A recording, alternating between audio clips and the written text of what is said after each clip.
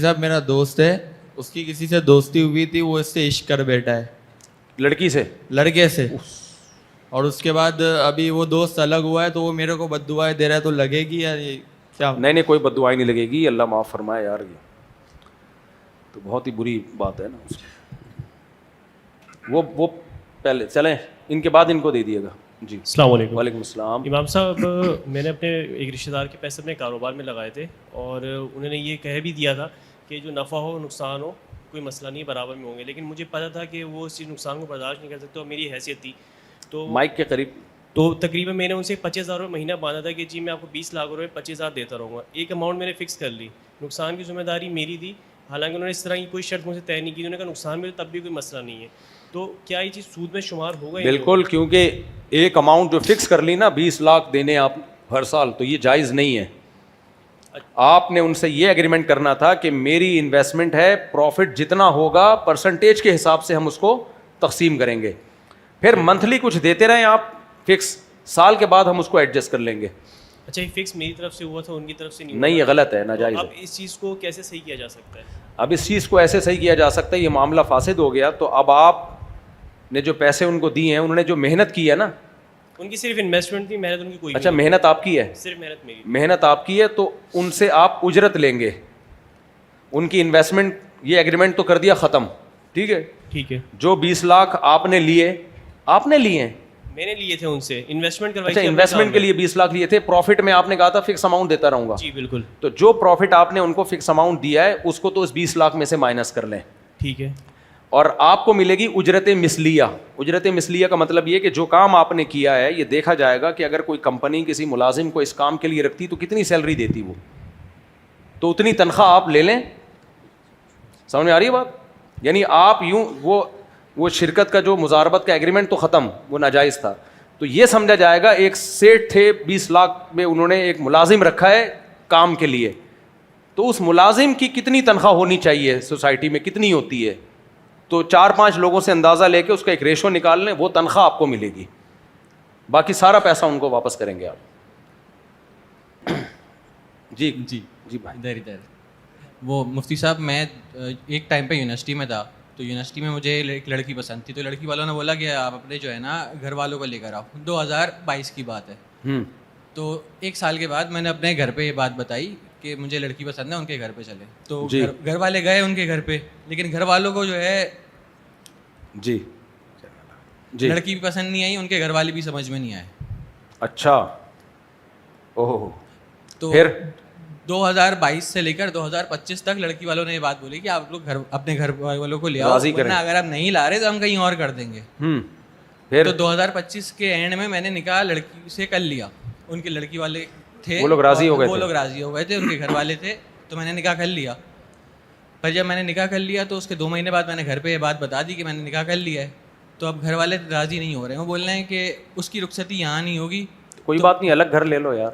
نہیں, تو وہ بول رہے ہیں کہ ٹھیک ہے, اگر تم ہم سے الگ ہو گئے تو تم ماں باپ کو چھوڑ دو گے, اور تم ماں باپ کی پھر بد دعائیں لو گے. بہت ایزی حل ہے, اب تک اتنا آپ نے نہیں سیکھا, اتنے عرصے سے بیان سن رہے ہو یار, تو آٹو پہ ہو جانا چاہیے. آپ اس کو الگ رکھیں, ایک اور کر لیں گھر والوں کی مرضی سے. اس میں کون سی اتنی راکٹ سائنس نہیں ہے. گھر والوں کو بولے آپ بتاؤ کون سی چاہیے, یہ چاہیے, یہ چاہیے, لے آؤ, کوئی ٹینشن کی بات نہیں. تو وہ بول رہے ہیں کہ ہماری پھر بدعا لگے گی, تم نے نہیں لگے گی انشاءاللہ, بدعا نہیں, ایسا کچھ بھی نہیں. لیکن گھر والوں سے سلوک اچھا کریں. انہوں نے زندگی میں آپ کو پالا ہے, آپ کو بڑا کیا, آپ کو ایک خاندان ملا, تو یہ نہیں ہوتا کہ بلڈ ریلیشن اتنی جلدی ٹوٹ جائے, ایسا نہیں ہو. آپ نے ان کو, جیسے نماز فرض ہے, ان کو منانا بھی ایسا ہی فرض سمجھ کے آپ نے منانا ہے, ٹھیک ہے نا, ٹھیک ہے. اور جب ویسے بھی بچے ہو جاتے ہیں نا, نانی کی گود میں لا کے بچے پکڑائیں, وہ اتنا پیار کرے گی ان کو, 2-4 دن کے لیے چھوڑیں, بولیں گے اس کی ماں کو بھی لے آئے یار. بچے ریلیشن جوڑنے میں سب سے بڑا کردار کرتے ہیں, سب سے بڑا جو ایلفی کا کام کرتے ہیں نا بچے کرتے ہیں, کیونکہ وہ تو نانی کے بھی ہوں گے نا, سوری دادی, نانی نہیں دادی کی گود میں جب ایک آدھ بچہ لا کے ڈالیں گے تو پھر دیکھو دادی کو کیسا پیار آئے گا. جی السلام علیکم. وعلیکم السلام. یہ مفتی صاحب, یہ اپنا جو نماز کے اندر حکم ہے نبی علیہ السلام کا کہ جب سجدے کے اندر بندہ حالت میں ہوتا ہے, سجدے کی حالت میں, تو اپنے رب سے کثرت سے دعائیں کریں. بندہ کیوں رب سے زیادہ قریب ہوتا ہے, تو کیا ہمیں عربی تو آتی نہیں ہے, ہم کیا اردو میں دعا مانگ سکتے ہیں؟ دیکھو سجدہ بھی چونکہ نماز ہی کی طرح ہے نا, اس میں بھی وضو شرط ہے, تو اس میں انسان نماز کے سجدے میں کم از کم عربی میں ہی دعائیں کر سکتا ہے, اور وہ بھی دعائیں جو معصور ہیں, منقول ہیں, تو سیکھ لیں. اللہم اغفر لی یہ دعا سیکھ لیں, آسان ہے. ربنا آتنا فی الدنیا حسنہ یہ دعا سیکھ لیں, ٹھیک ہے نا, اس میں کوئی اتنا بڑا مسئلہ نہیں, سیکھ لیں اس بہانے. السلام علیکم. وعلیکم السلام. مفتی صاحب پشاور سے ہم آئے ہیں, ہمیں پتہ نہیں تھا, لیکن اگر ملاقات ہو جائے تو اگر آپ مائنڈ نہ کریں. اچھا چلو ٹھیک ہے, بتاتا ہوں. جزاک اللہ. اور ایک دو سوال اور لے لیں یار, یہاں سے بھائی سوال پوچھ رہے ہیں. السلام علیکم. وعلیکم السلام. جی اگر والدین اپنے اولاد کو اگر سب کے سامنے ذلیل کر دیں یا پھر کچھ بھی مطلب گالی بک دیں یا پھر بہت زیادہ ہی بے عزتی کر دیں ان کی, تو پھر اس سے اولاد جو ہے والدین کے ساتھ ان کا کیا سلوک ہوگا؟ اگر اولاد یہ کہہ دے کہ میرا اپنی ماں سے یا اپنے باپ سے تعلق ختم ہو گیا, اس سے پھر کیا؟ نہیں, اولاد ماں باپ سے تعلق ختم نہیں کر سکتی. قرآن نے جو والدین کا حق بتایا بہت زیادہ, اور عقلی لحاظ سے بھی جو احسانات کا پلڑا دیکھو. ہماری حیثیت کیا اگر ہمارے ماں باپ نہ ہوتے, کیا 2 ٹکے کی حیثیت نہیں تھی یار. خاندان ملا ماں باپ سے, قوم ملی. ہماری قومیں کیوں ہیں؟ باپ سے چلتی ہیں, پہچان ہی ماں باپ ہوتے ہیں. تو اس لیے میں نہیں کہہ رہا یہ ماں باپ جو سب کے سامنے ذلیل کر رہے ہوتے ہیں 100% غلط کر رہے ہوتے ہیں, یہ تو اس کو میں کبھی بھی اس سے ایگری نہیں ہوں. اور اس زمانے میں والدین کی تربیت کی بھی ضرورت ہے کہ اولاد کو کیسے پالا جاتا ہے, اس کی بھی ایک شخصیت ہے. لیکن بہرحال اگر کر دیا ہے تو آپ کے لیے برداشت کے علاوہ کچھ بھی نہیں ہے. ہاں اتنا ضرور ہے, بعض دفعہ ناقابل برداشت ہو جاتا ہے معاملہ. ماں باپ اس کا ناجائز فائدہ اٹھانا شروع کر دیتے ہیں, ہر وقت ذلیل. انسان پھر نہیں ہوتا برداشت, ایک اسٹیج ایسی آتی ہے. ایسے موقع پہ پھر کوشش کرو الگ رہو, زیادہ سامنے نہ ہو زیادہ. تو ان کے حق ادا کرتے رہو مالی لحاظ سے, اور ویسے ان کو پوچھتے رہو, لیکن پھر ان سے سیپریٹ ہو جاؤ. یہ لڑکیوں کے ساتھ زیادہ ہوتا ہے, مرد تو پھر بھی باہر گھوم رہا ہوتا ہے نا, بچیاں گھر میں ہی رہتی ہیں. بعض مائیں ہر وقت بیٹیوں کو ذہنی ٹارچر کرتی ہیں, ہر وقت. بعض مائیں بد اخلاق بھی ہوتی ہیں, وہ اتنا ٹارچر کرتی ہیں, کبھی سیدھے منہ بات ہی نہیں کرتی وہ بیٹی سے, اتنا ٹارچر. اب مرد تو باہر جائے گا, گلی لڑکوں میں, دوستوں میں, دفتر میں ادھر ادھر سے ہو کے آئے گا, وہ برداشت کر لیتا ہے. لڑکی تو سارا دن ہے. اور میں ایسی مائیں جانتا ہوں انہوں نے پاگل کر دیا بچیوں کو, پاگل ہو گئی بچیاں. تو ایسی بچیوں کا بھی بڑا مسئلہ ہوتا ہے. پھر ان کو یہی ہے ان کی شادی کر کے الگ کرو, ان کو ماں سے الگ کرو. تو ساری مائیں ایک جیسی نہیں ہوتی, ان کو محبت اپنی جگہ, لیکن اخلاق نہیں سیکھے ہوتے نا انہوں نے, بات کیسے کرنی ہے. تو اتنا ٹارچر کرتی ہیں, اتنا ٹارچر کرتی ہیں, بچیاں پاگل ہو جاتی ہیں. خودکشیاں بھی ہوئی ہیں, اللہ بچائے اس سے. تو اس لیے یہ نہیں ہے کہ ماں اور باپ بنا دیا تو جو مرضی کرتے رہو یار, بیٹھ کے ان کے ساتھ, اولاد کے ساتھ, اور اس کو ٹارچر کرتے رہو, ذلیل کرتے رہو ساری دنیا کے سامنے. کچھ لوگ اپنے بیٹے میں برائی دے گی ساری دنیا میں بتا رہے ہوتے ہیں. بیٹا کہتے ہیں بتا ہی دیا تو مجھے بتانے کی کیا ضرورت ہے بھائی, جب ذلیل کر ہی دیا ہے. تو یہ غلط ہوتا ہے میرے بھائی. ماں باپ کو چاہیے اپنی اولاد سے محبت کریں, اور اس کو بہرحال اولاد کے لیے یہی حکم ہے کہ ماں باپ کے احسانات کا پلڑا اتنا زیادہ ہے کہ ان کی زیادتیاں ان کے احسانات کا مقابلہ نہیں کر سکتی. تو بیلنس کرنا چاہیے نا. اللہ میاں بھی تو دیکھو قیامت میں اعمال کو تولیں گے, جس کی نیکیوں کا وزن زیادہ ہوا جنت میں, برائیوں کا وزن زیادہ ہوا جہنم میں. یہ تھوڑی کہ جس نے برائی کی لازمی جہنم میں ہی جائے گا, تو کوئی بچے گا ہی نہیں. تو اللہ میاں نے بھی پلس مائنس کرنا ہے, کچھ ٹھیک ہے برائیاں ہیں لیکن کچھ اچھائیاں بھی تو ہیں. تو جب ماں باپ اللہ ہمارے ساتھ پلس مائنس کریں گے تو ہم نے بھی ماں باپ کے احسانات اور ان کی طرف سے کوئی زیادتی ہو رہی ہے اس کو پلس مائنس کرنا ہے. تو سارے احسانات کو ایسے وہ نہیں کر دینا. باقی برداشت نہیں ہو رہا, باہر نکل جاؤ, شادی کر کے الگ ہو جاؤ. السلام علیکم. یہ مشورہ میں دے دیتا ہوں لوگوں کو. جی حضرت, ایسا حافظ قرآن جو پورے سال داڑھی کاٹے اور رمضان میں پکی نیت کرے کہ آئندہ داڑھی نہیں کاٹوں گا, حالانکہ اس کی داڑھی پوری نہیں ہے, اس کے پیچھے تراویح کی نماز ہو جاتی ہے؟ نیت کر لی ہے تو ہو جاتی ہے یار, زیادہ ہو جائے گی, اچھی بات ہے. وہ اس کو چاہیے لوگوں کو بتا دے بھائی میں نے رکھ لی ہے داڑھی, نیت کر لی ہے.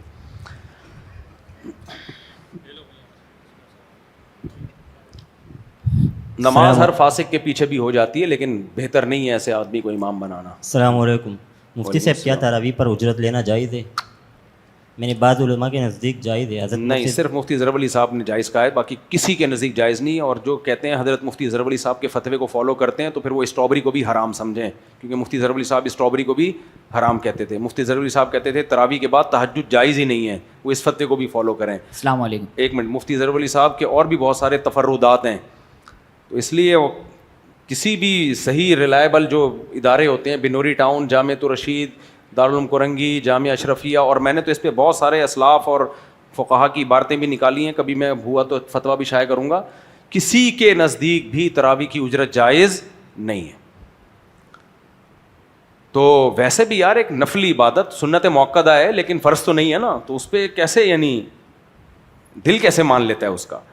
تو ہاں کوئی اپنی خوشی سے قاری صاحب کو ہدیہ دے دے تو وہ تو کوئی بھی بلکہ دینا چاہیے، لیکن اس میں بھی قاری صاحب کو پہلے بتا دو بھائی ہمارے ہدیہ ودیہ نہیں ملتے، تاکہ خالص ہو کے پڑھائے وہ.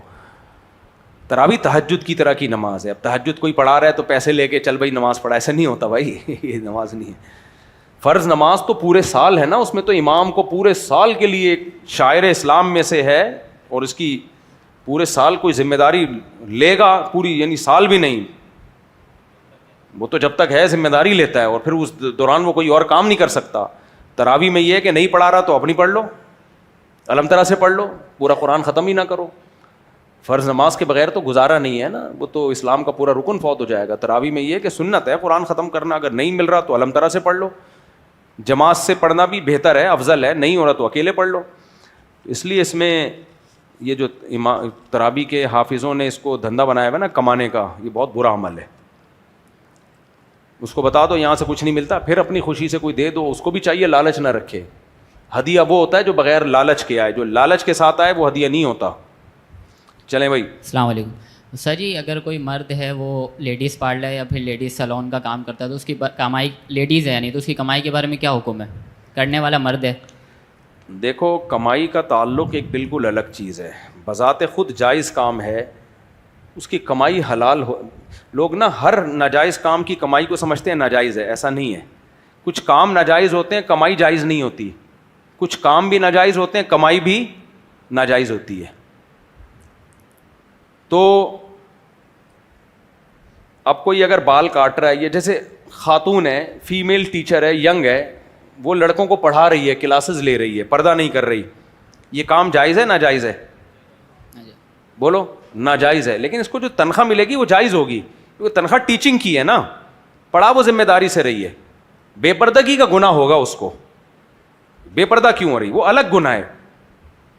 لیکن اور آسان مثال دیتا ہوں، کوئی خاتون ٹماٹر بیچ رہی ہے بے پردہ ہو کے، ساڑی پہن کے بیٹھی ہوئی ہے اور پردہ نہیں ہے اور ٹماٹر بیچ رہی ہے.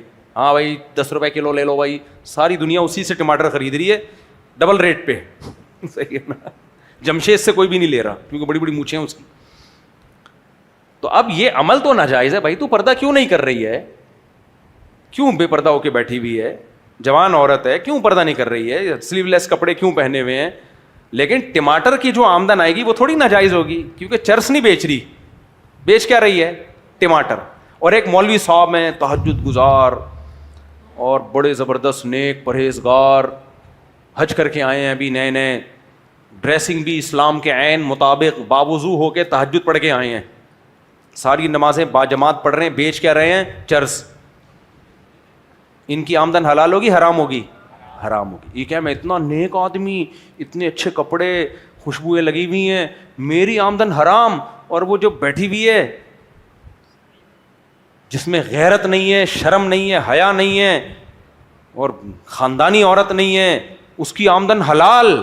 واہ واہ واہ واہ، پھر میں بھی وہی ڈریسنگ کر لیتا ہوں. تو لوگ کہیں گے بھائی تیری ڈریسنگ شریعت کے مطابق، تو بھی بڑا نیک، لیکن بیچ، یعنی نیک سے مراد نماز روزے کا پابند، بیچ کیا رہا ہے؟ آمدن جو مل رہی ہے چرس کی مل رہی ہے.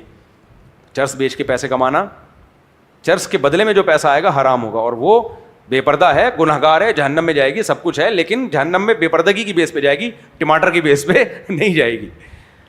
تو اسی طرح اگر کوئی لیڈیز سیلون کھولتا ہے حرام ناجائز، تو ویسے بھی یار یہ کتنی گندی حرکت ہے، کتنی بری حرکت ہے، ہیجڑوں والا کام ہے یہ. تو آدمی ہو تو آدمیوں کے بال بناؤ بیٹھ کے یار.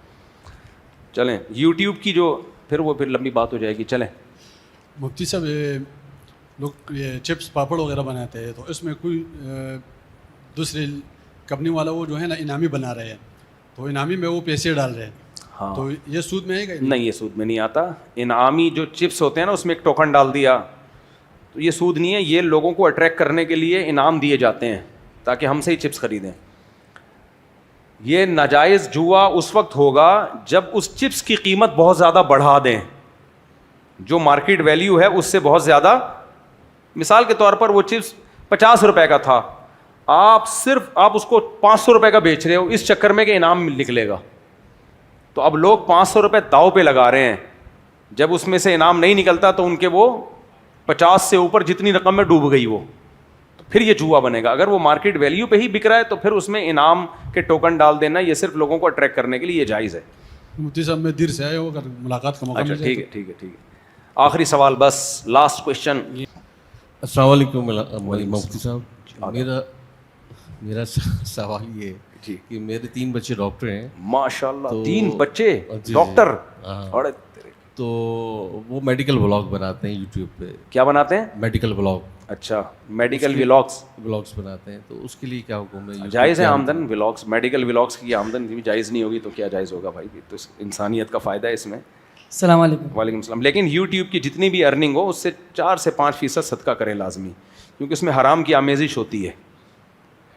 جی استاد جی, یہ ہندو اگر ہم پہ سوال کریں کہ جب میں بت کو سجدہ کرتا ہوں تو تم مجھے کافر کہتے ہو, تم جب کعبے کو سجدہ کرتے ہو تو وہ بھی تو پتھر کا بنا ہوا ہے.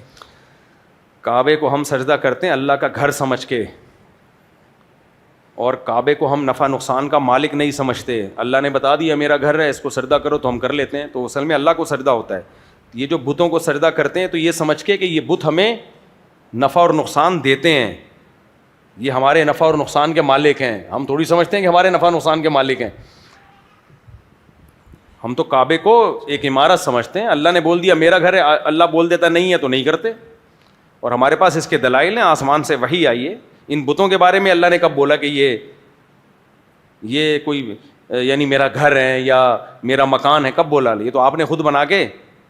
اور کعبہ اس 4 دیواری کا نام نہیں, اس لوکیشن کا نام ہے, جبکہ بت اس لوکیشن کا نام نہیں ہوتا, اس پتھر کا نام ہوتا ہے جو آپ نے خود تراشا ہے.